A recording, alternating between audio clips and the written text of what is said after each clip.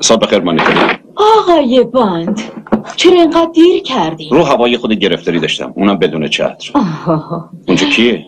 کیو و وزیر دفاع. حرفمون باور نکردی درسته؟ باید فوراً برین تو. بسیار خوب، فوری میرم اون تو. دو صفر بالاخره اومدی. صبح بخیر قربان.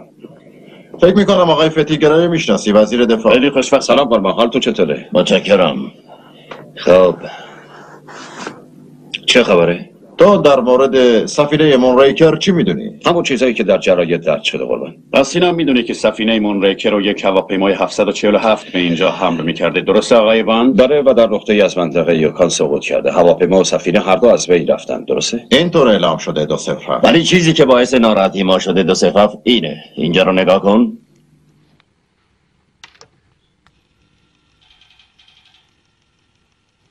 این صحنه حادثه است. اجزای هواپیما در منطقه وسیع پراکنده شده. این تمام چیزیه که از هواپیما باقی مونده. همه جا را به دقت بازرسی کردیم ولی کوچکترین اثری از سفینه پیدا نشده. هیچی. نظرتون اینه که سفینه رو وسط هوا دزدیدن؟ روشن کردن این موضوع دیگه با شماست. سفینه رو صنایع دریک در کالیفرنیا ساختن، بله؟ درسته.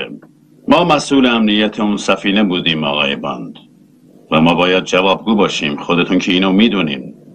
بله میدونم. پس باید کارو از کالیفرنیا شروع کرد. موافقم. بهتر اشتباهی نکنید دو صفر. این حادثه موقعیتمون رو بغرنج کرده. باید اون سفینه رو پیدا کنیم. بله قربان. کار دیگه ای ندارین قربان؟ یه دقیقه صبر کن دو صفر. بله. یه چیزی برات آوردم. چی قربان؟ آستینتو بزن بالا. تو میتونی از این سلاح استفاده کنی. اون رو ببند به دستت.